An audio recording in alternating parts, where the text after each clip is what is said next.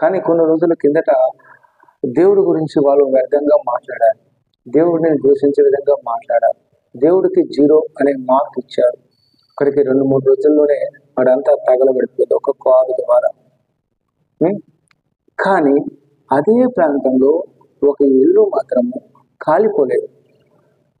ఆ ఇల్లు మాత్రం అలానే ఉంది, సురక్షితంగా ఆ ఇల్లు కాపాడబడింది. కావాలంటే మీరు ఈ వీడియో చూడండి.